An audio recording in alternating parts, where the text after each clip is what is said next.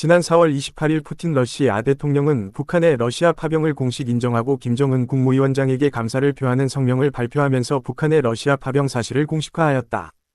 같은 날 북한은 조선노동당 중앙군사위원회 입장문을 통해 러시아 파병을 공식 인정하면서 북러 동맹관계를 강조하였다. 먼저 러시아 푸틴 대통령은 4월 28일 성명을 통해 북한군 부대는 우리 영토를 침공한 우크라이나 부대를 격퇴한 전투에서 적극적인 역할을 하였음을 언급하면서 쿠르스크 지역에서 러시아의 승리를 선언하였다. 다음으로 북한은 당중앙군사위원회 입장문을 통해 러시아 연방 경내에서 진행된 공화국 무력의 군사 활용은 유엔 헌장을 비롯한 국제법과 북러 사이의 포괄적인 전략적 동반자 관계에 관한 조약의 제반 조항과 정신에 전적으로 부합한다는 점을 강조하고 러시아 연방의 영토를 해방하는 대중대한 공헌을 하였다고 과시하였다. 북한의 러시아 파병은 러시아 우크라이나 전쟁 곳곳에서 확인되었으나 북한과 러시아는 이를 공식적으로 인정하지 않았다. 그러나 트럼프 정부 2기 들어서서 러시아 우크라이나 전쟁 종전 논의가 진행되고 러시아가 쿠르스크 지역 곳곳에서 우세를 확보하자 북한과 러시아는 북한의 러시아 파병 사실을 대내외적으로 공개하였다.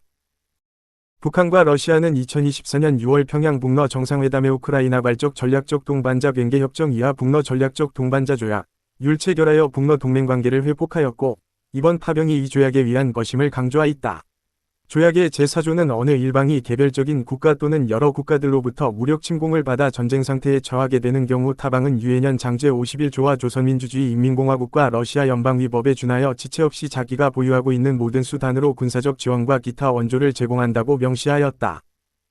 이 조약은 1961년 북러 5호 조약의 자동 개입 조항을 부활시켰기 때문에 북러 동맹관계를 회복시킨 평가된다. 북한의 파병 공식화의 의미.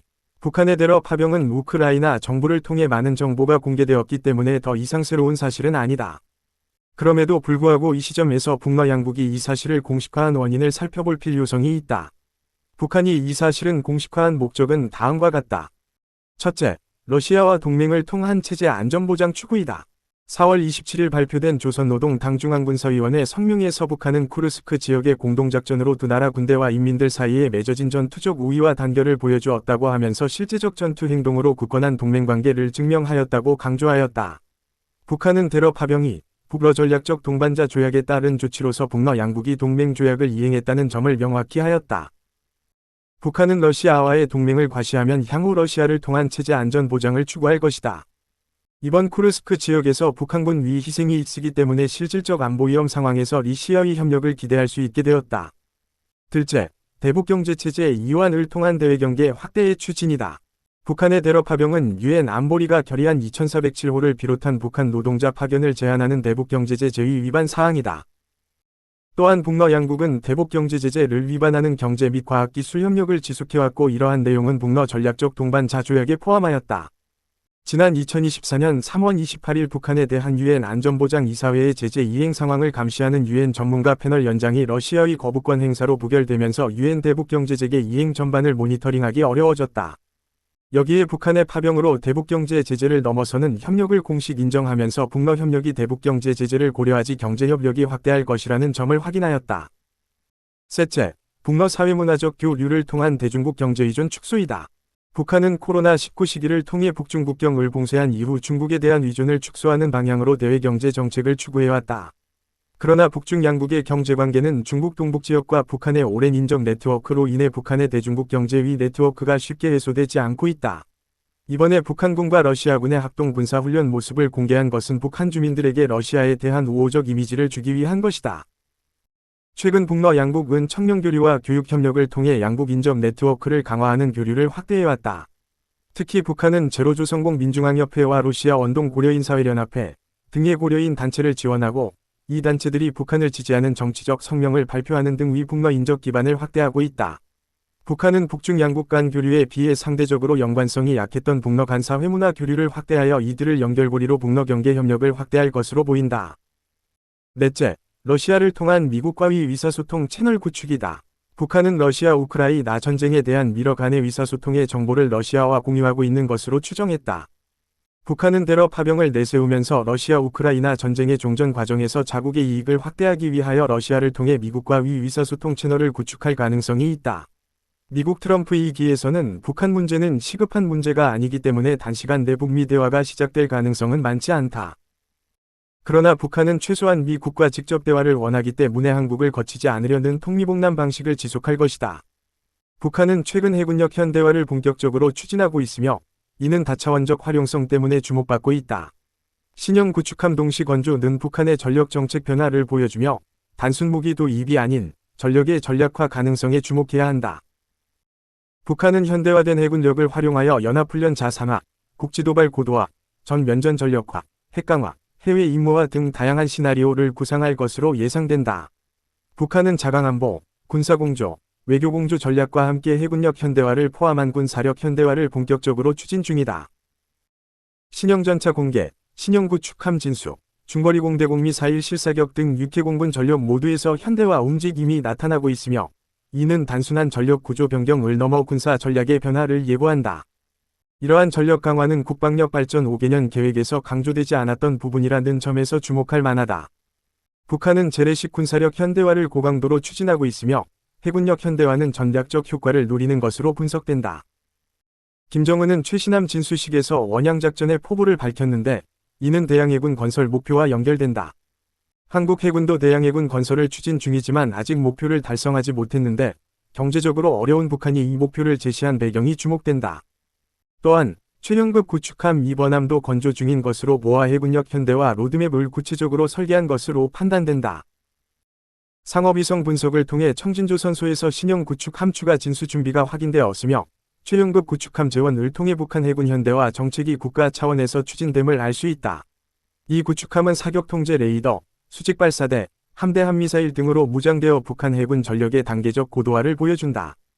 기존 북한 함정은 노후 함정이 대부분이었고 1500톤급 호위함 건조에도 불구하고 성능이 제한적이었으나 이번 구축함 진수는 북한 군사전략의 혁신적 변화를 시사한다. 재래식 무기체계 전력 정책을 전면 개조하게 된 배경은 북한이 핵전력 완성에 정책적 우선순위를 둔 이유에서 찾을 수 있다. 북한은 비용 대 효과 차원에서 핵무기 개발에 진력했는데 이는 한국 대비 재래식 전력에서 열세였기 때문이다. 재래식 전력 첨단화에는 막대한 비용이 소요되므로 북한은 저비용으로 열세를 극복하기 위해 핵무기 개발에 집중했다. 북한의 대남 전략 자원에서 핵무기의 효용성이 높았기 때문이다. 북한은 한미연합훈련 중단 및 주한미군 철수를 목표로 핵무기 개발 프로그램을 고도화했다. 북한은 핵무기 보유가 미국에 대한 방위 공약 약화를 유도하고 미국과의 협상력을 높이는 데 기여할 것이라고 판단했다. 궁극적으로 핵무장은 김정은 정권의 체제 생존과 영구 집권에 도움이 될 것이라는 계산이 작용했다. 북한은 핵무력 완성 후 핵강국으로 규정하며 확장형 대외 정책을 추진하고 있다. 재래식 전력 강화는 핵 전력 완성의 성과를 극대화하며 핵 위협과 재래식 위협을 모두 고도화하는 전략이다. 특히 해군력 현대화는 전략적 목표 달성을 위한 다목적 플랫폼 확보의 의미를 가지므로 현대화된 해군력을 보유한 북한의 다양한 시나리오를 분석해야 한다.